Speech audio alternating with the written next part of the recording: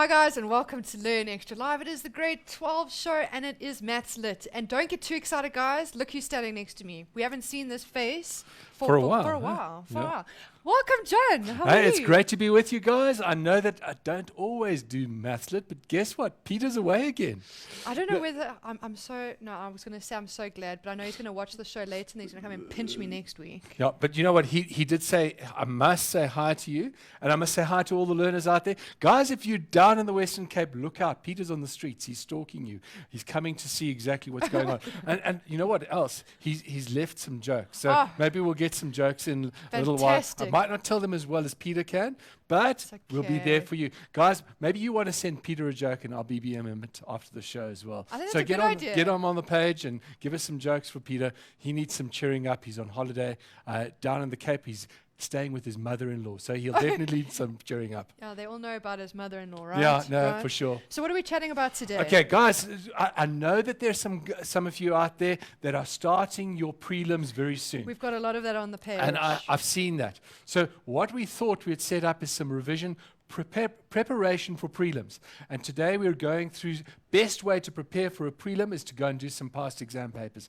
So we're looking at the 2009 February, March paper 1, because I know you do paper 1 before we do paper 2. So let's get in that. But if you've got any other questions, I know we've had some already. Guys are asking about scale and probability and all that sort of thing. We'll try and put those together as well and answer those questions. Awesome. Okay, so take your spot by the board. I'll take the spots and let's go. Okay, so now guys, John has spoken and you have heard. Please post your questions on the page. It's facebook.com/learnextra. Also chat to us on Twitter @learnextra. Prelims are coming and we are here to help you out. So post those questions on the page. The only silly question is the one asked after prelims or finals. We've said that before. So let's get chatting and let's start the show. John, take it away. Thanks, Indy. It's great to be with you. Now, guys, I want to remind you that paper 1 deals with a certain level of question. But don't ignore paper 1. They're really important that you get the basic skills right because it's really easy marks for you to get. But if you don't practice, don't skip over when you're doing those previous exam questions. Don't skip over question 1 because you might think you've got an ace, but actually you're just throwing marks down the toilet and you don't want to do that. You want to make sure that you've got everything sorted out. So my advice to you, when you're revising for your prelims, get a previous exam paper question. Don't look at the memo. Get the question and do the question for yourself before you even start to think about looking at the memo.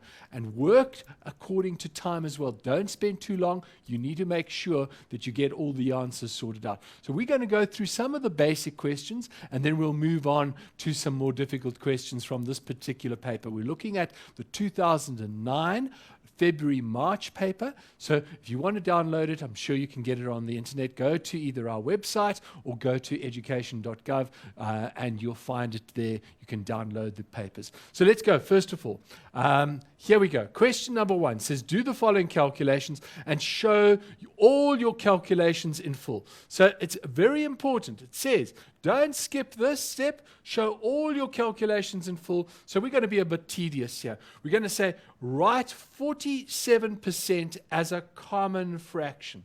Now, guys, remember what Peter always says. Percentage means you divide by 100. So here we're going to go. We're going to say 47% equals 47 divided by 100. Now, that wasn't too difficult, but it's written as a common fraction. We can't simplify it anymore because it's an odd number divided by 100. It's in the correct format that we want. Let's go on to the next question. 1 mark on the board, we're doing well. So let's get to the next one. Now says to us, write 78 out of 120 as a decimal fraction.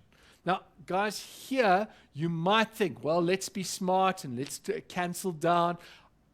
You can do that. You can try it in your heads, but it's not the best advice. Best thing with this sort of question, don't waste the marks, don't waste time, get your calculator out.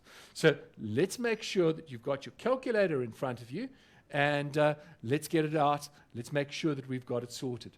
Now, there are different ways to do this depending on the calculator that you've got.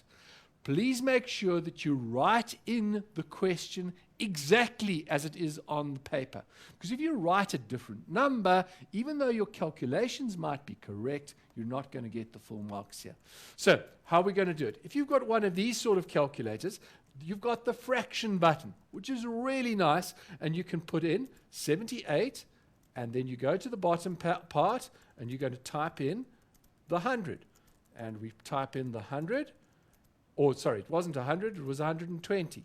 So let's put in the 120 and hope that we can kill one of those. All right, let's do it again. 78,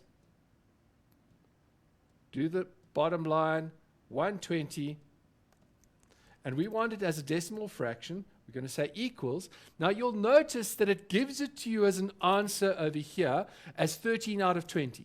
Now that is the answer given on the calculator, 13 out of 20.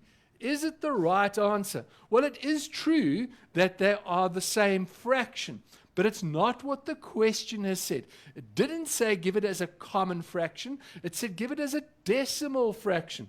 So even though your calculator gives the answer of 13 out of 20, we must push the S to D to get the decimal fraction, and we're going to write it down as 0.65. So there we go. We're going to write down the answer as 0.65. And there's the decimal fraction. Hope you've got that sorted.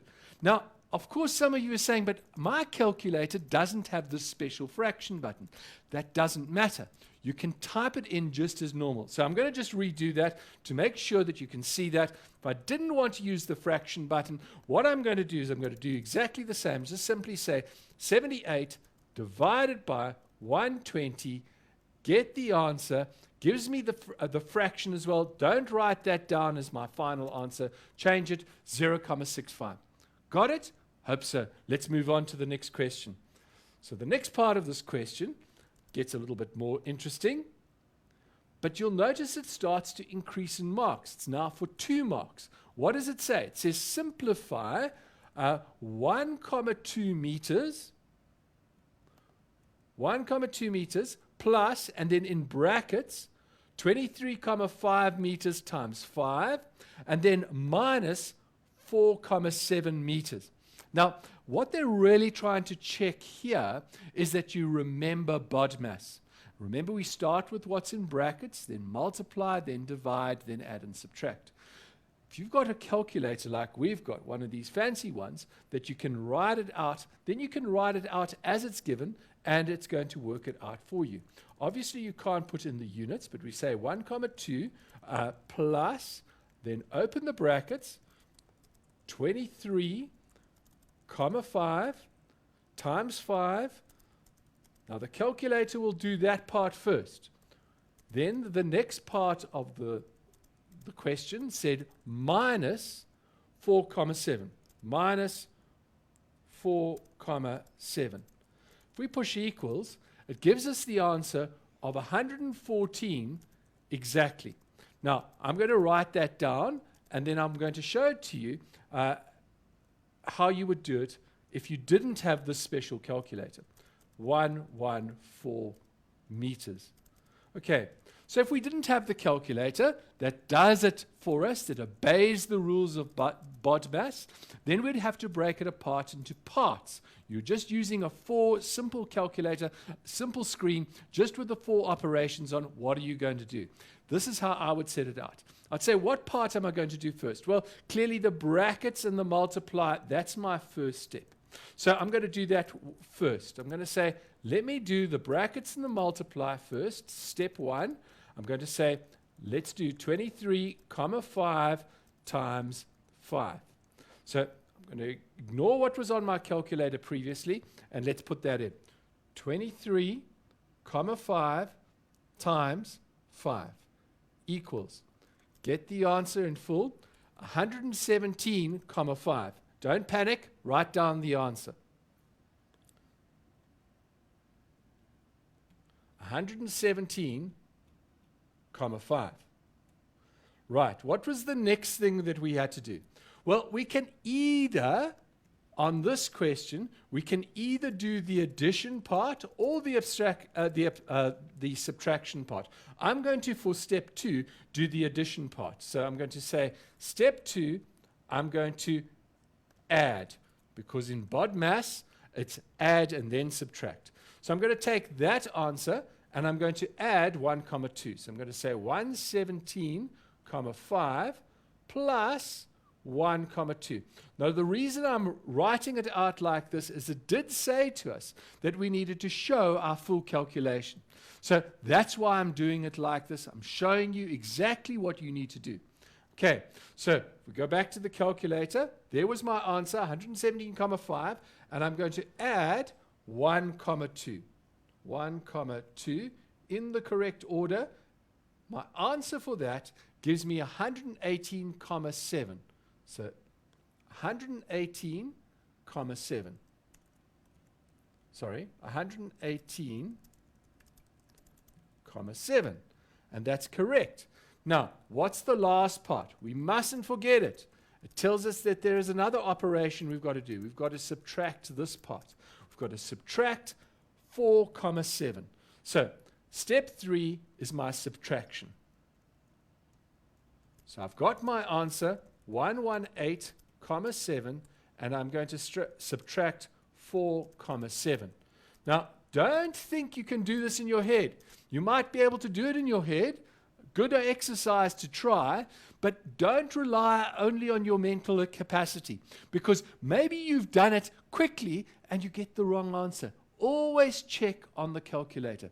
So I can do it in my head. I'm going to say it's 114 because it's 7, subtract 7. 8 minus 4 gives me 4. I think I've got it, but let me just make sure. I don't want to lose the mark. So I'm going to say 118,7 minus 4, 7, and I get the answer 114. My final answer given over here tells me that it is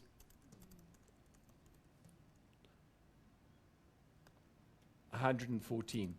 And guess what? That was the same answer that I got when I did it on my fancy calculator.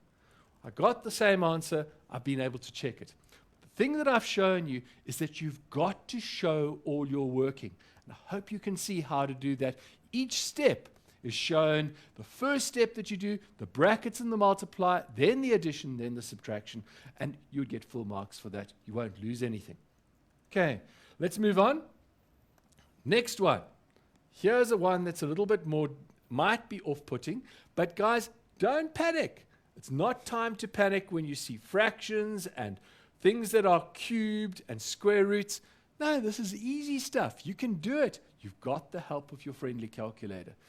We need to show all the working though, so let's do them one step at a time. So what we recognize is the first thing we're going to do is we're going to do the cubing part there, because that's kind of in brackets and it's multiplied. So I'm going to do that part first, and then I'm going to add that part in there. I don't want to do anything else. I want to obey the rules of BODMAS. So let's make sure that we get it right. So we've got a third multiplied by 3 to the power of 3. Now, don't get confused about what this is. Remember what multiplied by this cube is here. It's actually saying, we can simplify it to say it's a third multiplied by 3 times 3 times 3. And we want to do all of that. Now, I suppose if you're looking at that, you might be tempted, and you wouldn't be wrong, to say, hold on, this is a third multiplied by 3. Can't I just cancel those two? And you would be right. A third multiplied by 3 is going to give you 1. And so you can see that 3 times 3 now is 9. So we predict the answer here for this part will be 9. Let's check it on the calculator. Always use your calculator to check what you've done. So I'm going to use a third over here. 1, go to the bottom and put the 3 in, and then go out, multiplied by 3. And now I want to get to the power of 3. I wanted to get a cube. So I think that will do it for me. There's the button to cube it. And I'll get the answer of 9. So I've checked my work. Hope you can see what I'm doing, taking it step by step. Now, that wasn't the end of the question. Don't stop there. The next part of the question was the second part over here, which I'm going to highlight now. We've done this part, the first part. We've done that. We've got an answer. We now need to work this part out, simplify that part. So let's do that on the calculator. And we're going to say to ourselves, let's take the square root of 64.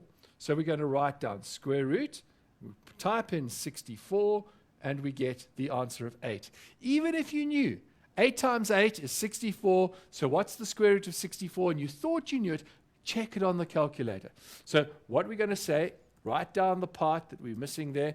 We're going to say the square root of 64 is equal to 8.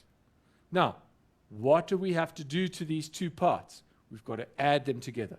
So that was part 1. That's part 2. What's our step 3? Well, hopefully we can get it. And we can write it down. Step 3 is to take those two parts and add them together. So we're going to take 9 and 8, and we're going to add them together. Don't guess. We think it's 17. Let's check it on the calculator. And we're going to say 8 plus 9 equals 17, and we've got it right. So doesn't take 2 seconds just to check it on the calculator and make sure that you're in the ballpark. Okay, I think we've got time for one more short question, which is actually not as easy as it might seem.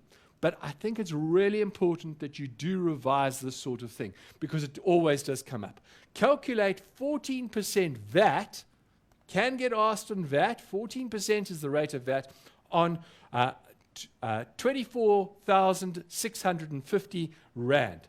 So how are we going to do it? There are different ways of doing it. We can first of all say, let's take 24,650 Rand, and let's multiply that by 14 out of 100.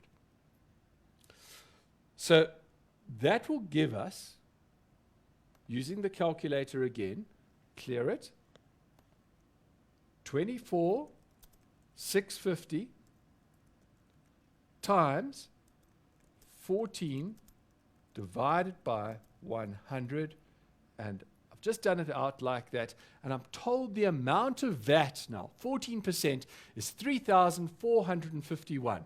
3,451.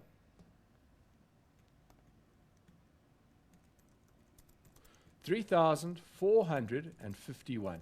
Now, what must I do to this VAT? It said calculate 14% VAT on that amount. That's what I wanted to calculate. Didn't say calculate the total amount. Now, you see, sometimes what we're thinking when we read the question, we think we need to get the total amount. It didn't say that. It said only calculate the 14%. Now, I hope you've got that. Make sure that you can do it. Practice on your calculator. And for whatever you do, please don't change your calculator just before the exam. Okay, Indy? I think it's about time for a break, eh? That's what we're going to do. We're going to take a short little break. If you guys do have any questions, post it onto our page. We will be getting to you. I know there's a whole bunch of matrics saying they are writing soon, and a whole bunch of matrics are actually working through with their papers right now. So if there is anything that you are wondering, send those questions through. We'll see you now after the break.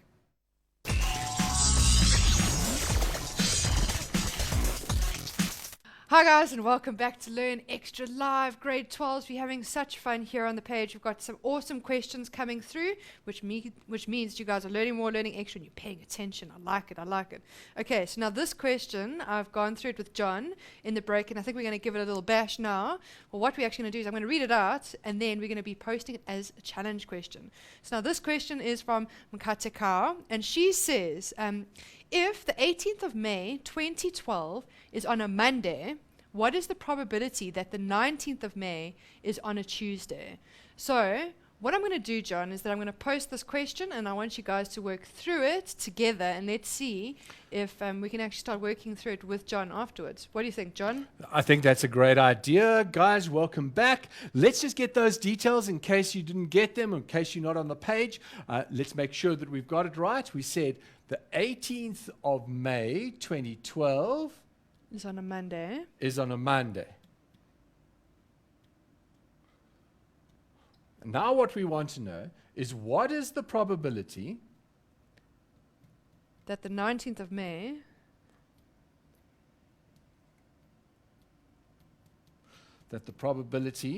that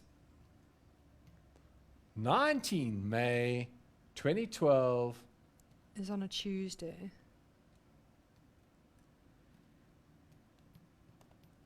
is a Tuesday. What do you think, Indy? Is it likely? Is it not likely? Is it maybe? I think a maybe. Maybe. I think it could be probable. Is it possible? It's possible. Is it definite? That's not definite. I You couldn't don't say think- that definitely. You don't think it's definite? I'm not Okay. 100% Well, guys, what do you sure. think? I'm not 100% Indy's going to sure. post it, and you get back and you tell us, what do you think? Is it a possibility? Is it a 50-50? Or is it a definite? Well, that's what probability is all about. We've got some probability questions. I know that there were some earlier posts before the show, guys saying, please go over probability. Well, I've got one from this paper that we'll get to, but we'll do that a little later. I just want to finish those basic questions because they come up with so many great concepts of percentage, of ratio, of using your calculator. And you know what? If you don't get these things right, the more difficult paper 2 questions you're going to lose marks on. So practice, get a skill, get going, and make sure that you're getting 100. It's wonderful to get through a section of a paper and know, I've got it right. I've got it all right. I know that I'm on my way to getting a really good mark for mathematical literacy. So let's go to the next question. We don't want to be flummoxed by these questions. We want to be able to do them all. Okay, so it says to us, convert 1,500 Rand into euros. What we're told is that 1 Rand is equal to 0.11 euros. Really set up nicely, and when we've got 1 in the given information, it helps so much. So how are we going to do it? What do you think? Where's the starting point? If you know what 1 is, what's happened to your answer? We want to find out what this answer is. We want to know how many euros we're going to get for 1,500 Rand. Well, first thing you need to perhaps think about is it going to be more or less? Let's do some estimation. Okay? So I'm not going to use a calculator at this point. Indy, what do you think? If I've got 1,500 Rand, am I going to get more euros or less euros, knowing that the exchange rate is that 1 Rand is only going to buy me 0.11 euros? So am I going to get more euros than 1,500 Rand or less euros? It's unfortunate you're going to get less euros. Okay, so Indy says they're going to be less euros.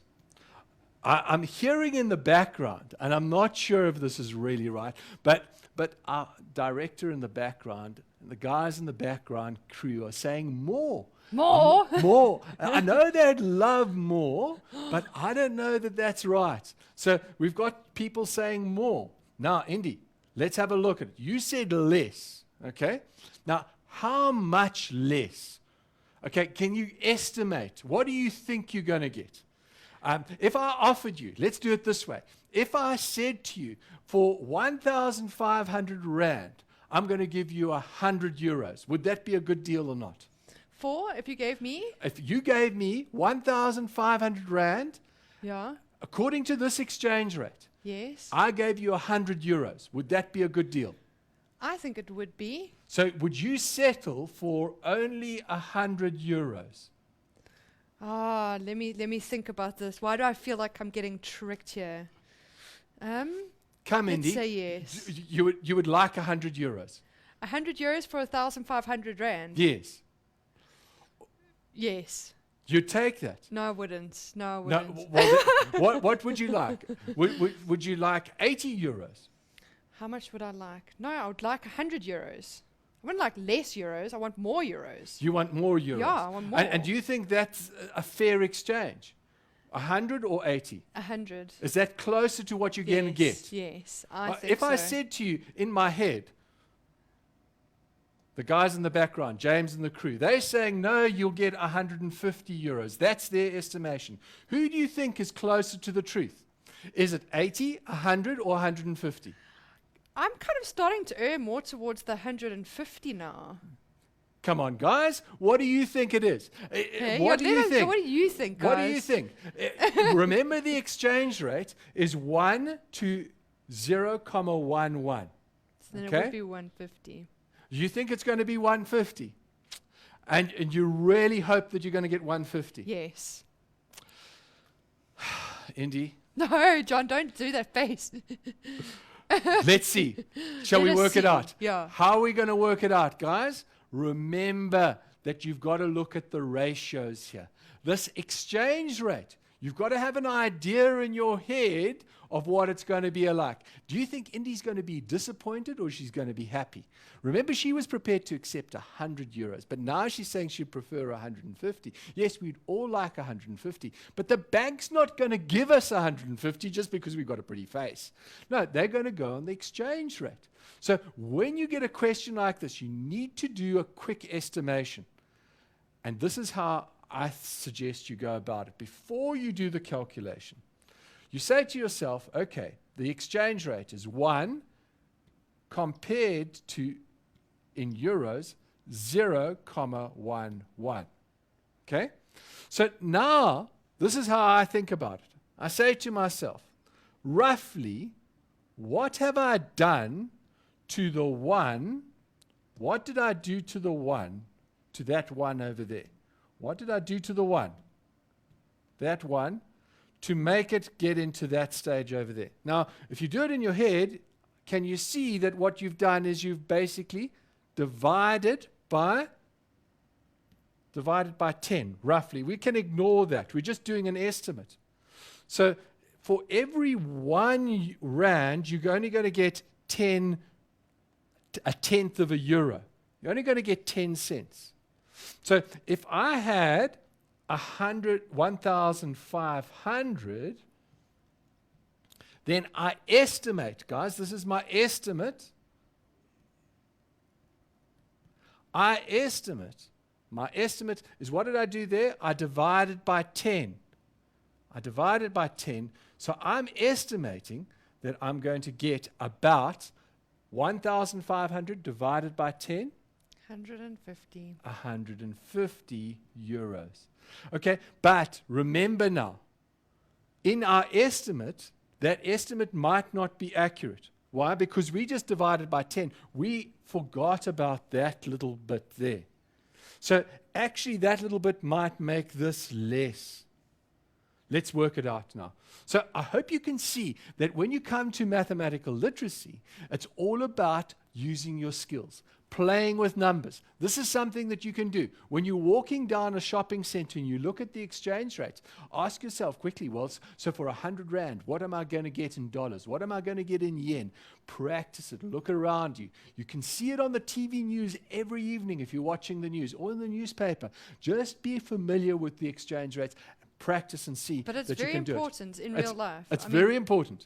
I mean, yeah. you don't want to be ripped off. You don't want to go and somebody says to you, okay, 150, 1,500, I'll only give you 100 euros. And you think you're getting a good deal. Or what happens is, this has happened to me. I went to London and I went with, let's say, £200. And I'd bought the pounds for, let's say, 10 rand per pound. Yes. And then what happened was the exchange rate went up and I thought I had all this money. And And you then when didn't. I got there, I had much less money than I thought that I had. Yeah, Yeah. that can catch you. It's all about a life skill of traveling, and it's great. If you can travel, go and travel. But you need to know a bit about it. Do some research beforehand. Use your mathematical literacy so that you've got it all sorted out. Okay, so that's our estimation sorted out. Now let's do the problem proper. We're going to do it, and we're going to do it as we've been given it. We've told 1 rand is going to buy you, in euros, 0,1. Okay? Euros. Let's rub that out. So that's what we're going to do. We want to know what 1,500 is going to be. Now, remember what we said. This is a ratio and proportion question. Just like I did in the estimation, remember what I said over here? This is like, what have I done to this side to get that side? And I said approximately divide by 10. Now I'm going to do the real thing. I'm going to say, what did I do to get from 1 rand to 1,500? So what did I do, Indy, to get from 1 rand to 1,500? You Multiplied it. by 1,500. Yeah. Okay, so I multiplied here by 1,500. So what do you think I must do on this side? What I do to the one side, I must do to the other. side. And so I'm going to multiply this by 1,500 to get the answer that I'm needing. So I'm not going to try and do that in my head. I'm going to use my calculator to get it sorted out. And here we go. We're going to say 1,500 multiplied by 0,11. And we're going to say that it's actually going to be 165 euros. Isn't that amazing? So you were prepared to settle for 100. But it's actually 165 euros. So there's our answer. So what we do, we're going to set it out for ourselves, and we're going to do it just like we want it. We're going to say the number of euros. Please set out your working.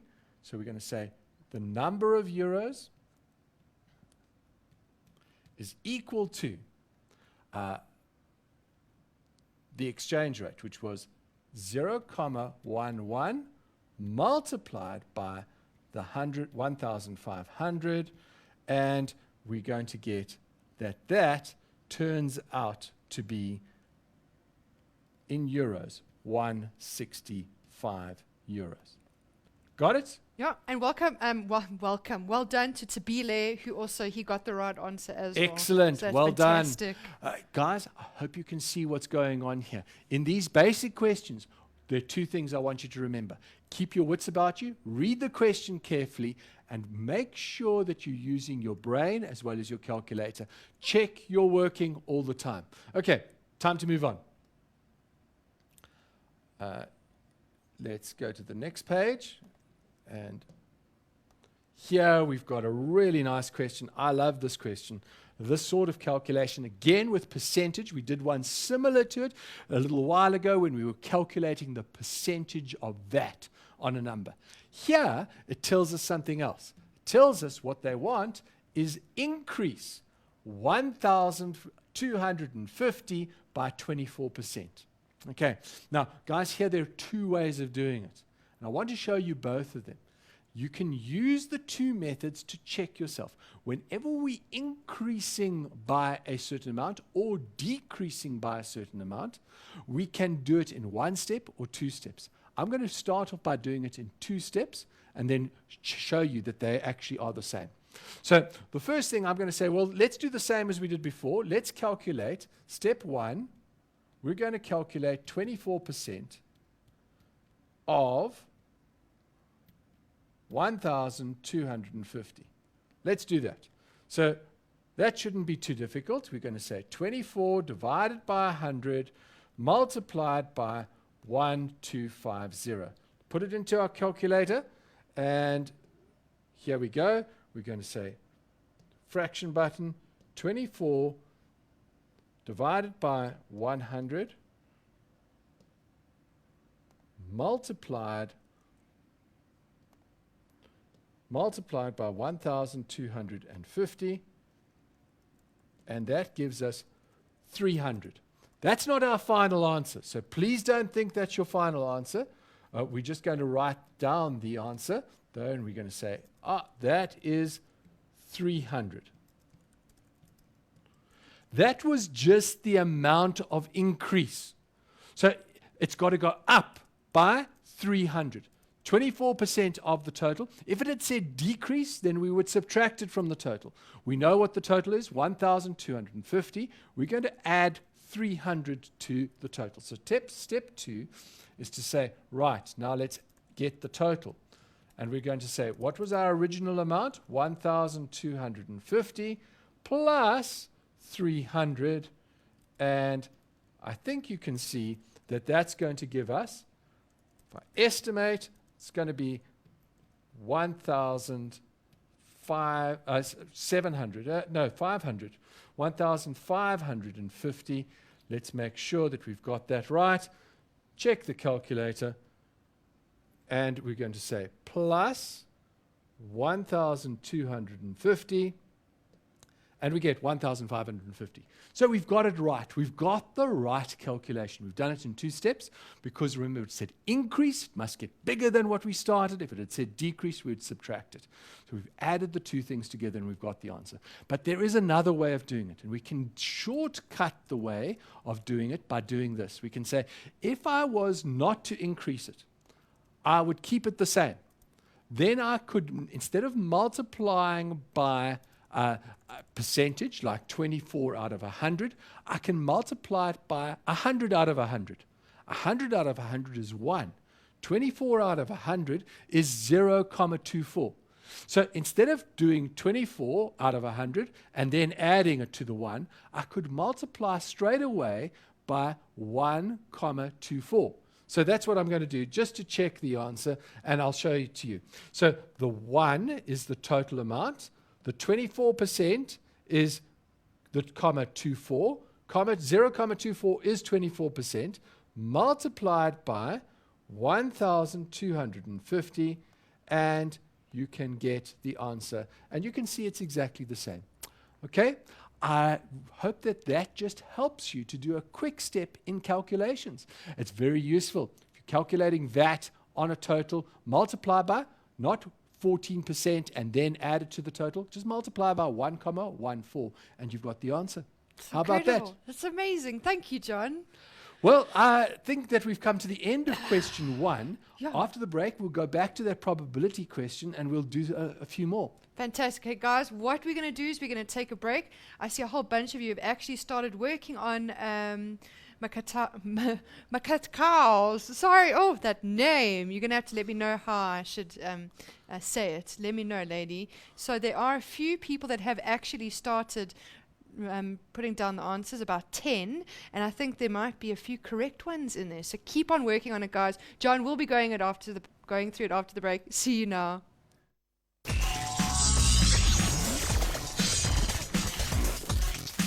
Hi guys, and welcome back. We are entering the last 15 minutes of the show. I cannot believe it. We've got all these questions coming up on the page here, and I think John is chomping at the bit to get working at this question. Hey? Yeah, let's do it. Let's do it, okay? So here we go. Okay, guys, now I want you to remember about probability. Some people are really put off by this, even the word probability. It's like, what's the probability of finding Peter at home at the moment? Well, guess what? Probability, if I went to his house right now, is 0, because it's impossible for Peter to be in 2 places at once. I know that he's in Cape Town and he's listening to some violinist who's apparently giving some show down in Cape Town. So he's there with his family, and he's been sending me some jokes, and I'll share those with you before the end. But I want to have some jokes from you to send back to Peter. Okay, so remember what we said. If I went to Peter's house right now, there's no chance of him being at home. He can't teletransport from Cape Town to Johannesburg, to Randburg, in the matter of seconds. Can't do it. There's 0 probability. So when we look at probability, we need to remember in plain English that there's a scale. And on this side, it's impossible. And we say there's 0 chance of that happening. What about on the other side? It has to happen. It is not just possible, but it's definite.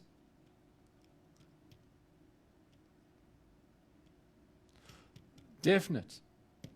I think I've spelled it right. Have I?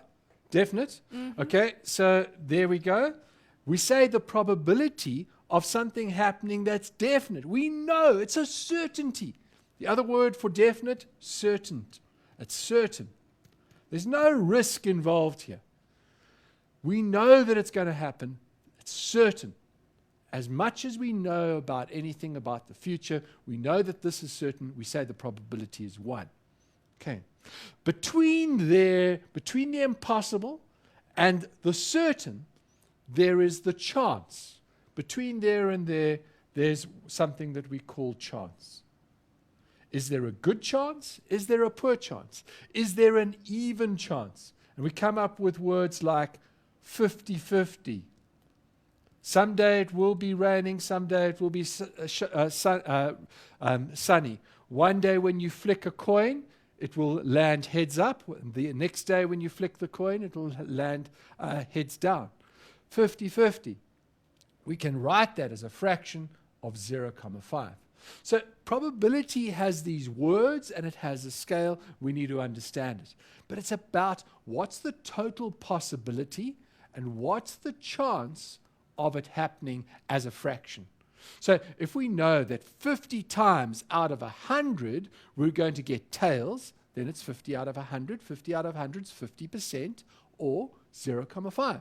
So let's go back to the question. So Indy, you weren't too sure about this. I'm even looking at some of the learners' answers, and I think that they're confusing me even more.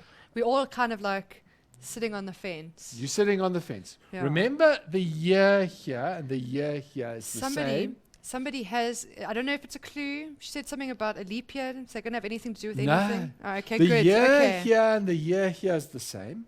The month is the same. Okay? And what do we know? That this is the 18th and this is the 19th. We know that from one day to the next, if we start on a Monday, what always happens after a Monday? There's always a Tuesday. Do we sometimes skip Tuesday and go to Wednesday? Never. So Never. it's always we have Monday and then Tuesday. Tuesday. That's the way we've got our calendars. So what we're saying is, what's the probability that after Monday will come Tuesday? Well, unless there's a huge atomic explosion and we wipe off humanity and the aliens arrive and they have a new calendar, well, it will always be Tuesday.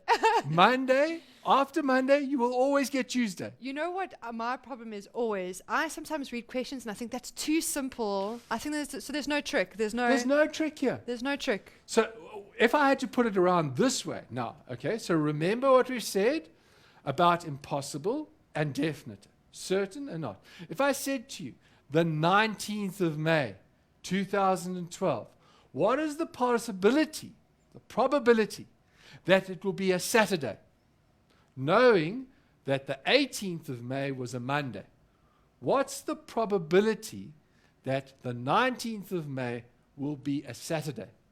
It's impossible. It's impossible. It's impossible. There you go. So what we understand is that there's no chance that it could be a Saturday. There's no chance it could be any other day of the week. Okay? Has to be a Tuesday. It's like saying, what is the chance that the sun will come up in the west tomorrow? What's the chance? Zero chance. The Zero. sun doesn't come up It's in not. What's the chance that the sun's going to come up in the east? 100% chance. of that 100% happening. chance. Okay, we've got it. Okay. Yeah. Hope you've got Got that. it. I've You got it. You I've got got it. it. I've Indy. got it. Great. Yes. That's wonderful. Now let's apply that to the part in the middle. And I'm going to skip a couple of questions from the exam paper. And I'm not even going to do all of these questions, but I just want to read the beginning part so that we've got the context to it. So we're told that learners were invited to a national essay competition. And let's just see, writing of it. 70 winners attended the Youth Forum in Johannesburg. A survey was done to find out how many winners came from each province. The results are given in the table down below. And so there's the table. So we've got the Eastern Cape with 8, Free State with 6, and we tick all of the provinces. Gauteng with 10, KwaZulu-Natal 11, Limpopo 8, Mpumalanga 7, North Cape 5, and 6 from the Northwest and 9 from the Western Cape. Now, this question says calculate the percentage of winners that came from Mpumalanga.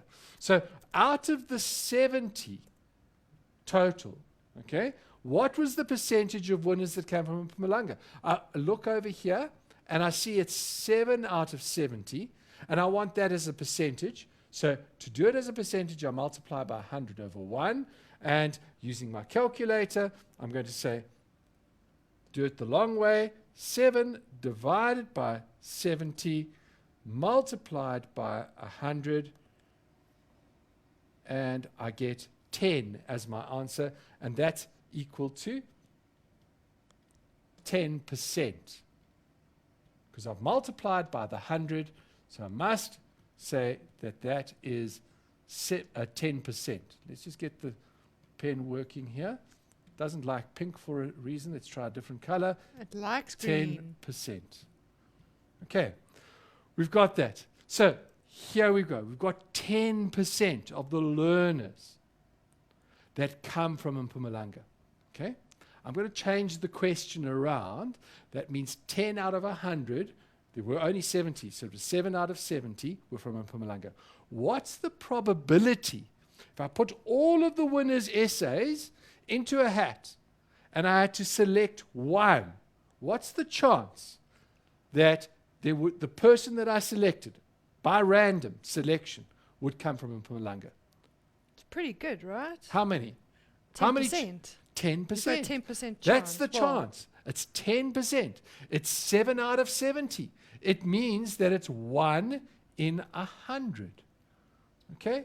All of those ways are ways of saying the probability. 10%, 1 in 100, 7 out of 70. Those are all ways of describing the probability. Now, let's see what the next part of the question said. It asked you to calculate the winners from Gauteng, Northern Cape, give your notation. We're not going to do that. You can look at the question. Here's the probability question that said, suppose one of the winners is chosen randomly. What is the probability that is from the Eastern Cape? Okay, let's go and have a look. Eastern Cape, how many did we have? From the Eastern Cape, we had 8 out of 70. So how are we going to find the probability? We're going to say, well, what's the total number of essays that we've got? We've got 70, so it's 8 out of 70. That's the probability, 8 out of 70. We want to simplify it by putting it into a calculation. We're going to say 8 divided by 70 multiplied by 100, and we get 11.4%. That's the probability. So if you came from the Eastern Cape, you had more chance of getting your name drawn than if you came from Mpumalanga, simply because more winners came from the Eastern Cape than from Mpumalanga. So 11.42%. Let's close that down. Let's write that, 11.42%.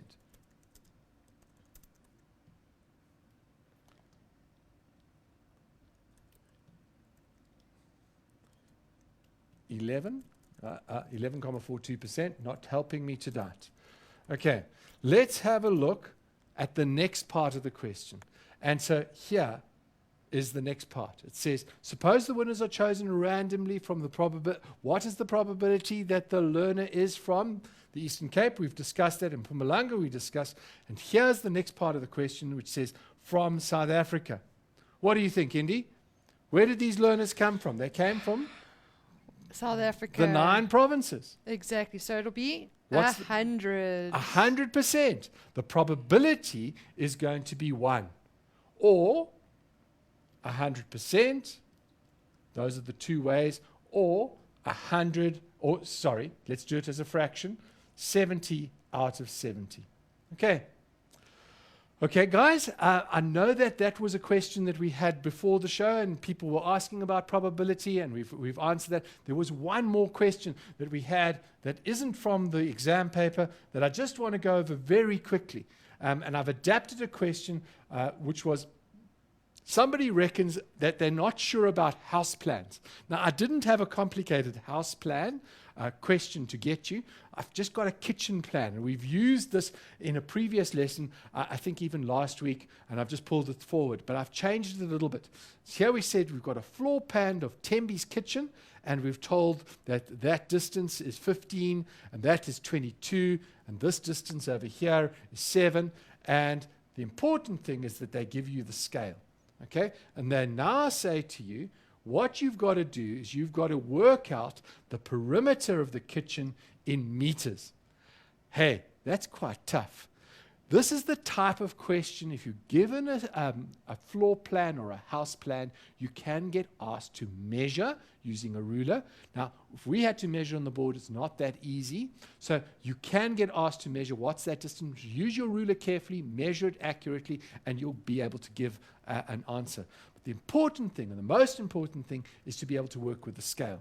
Now, this is a rather odd scale, because normally you would be given the scale as a 1 to something, but I had to do it very quickly, and this is the scale that I came up with. So how am I going to work with it? I'm going to say I know that 3 centimeters on the map is equal to 100 centimeters in the real world. So 3 centimeters is going to relate to 100 centimeters. Now, the important thing with scale is what you've got to recognize is the units have to be the same. So if we are told that we want to get to know what this distance is, we know that that's 15 centimeters. So let's see how we're going to do it. Say that's 15 centimeters. What's it going to be in the real world? Well, it's that same thing that we were doing earlier with the exchange rate. Remember, we said, what do we do to get from one to the next? We go like that, and we multiply by 5. So what must I do to this?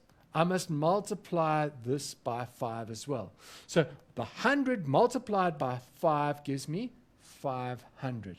So what I'd have to do to calculate the perimeter of this shape, and I know we haven't got it on Facebook yet, but we will get it up after the show, this whole question, so you can go and practice.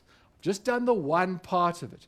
If you multiply the one part by 5, so we know that this part of the map refers to a 5-meter area. Then you can calculate that part, that part, that part, that part, and that part by multiplying each section by the right ratio, by 5.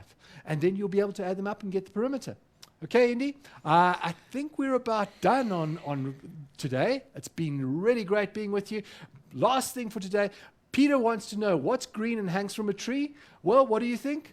A green snake. No, it's what happens when an elephant sneezes. I love that. Is that a Peter? That's a Peter joke. Peter joke. That's a Peter joke. I'm sure my dad's going to love that as well. So, John, I was just telling the Mindsetters on the page as well. I have posted the link. We have awesome free resources on our website for Maths Lit and all other subjects. But it is www.mindset.co.za. Go and have a look there, and there you'll find, I think it's a Learn Extra S25, where you can get all the maths literacy resources to download. Any tips? Quick tip for Guys, Maths Lit. when you're going into the exam, and I know some of you are going in as early as tomorrow, make sure you read the question. Use your reading time really well, and don't get stuck on one question. You know that you need to keep pace. The worst thing you can do is spend too long on one question. Rather make sure that you spend the right amount of time and try every question. Indy, over to you.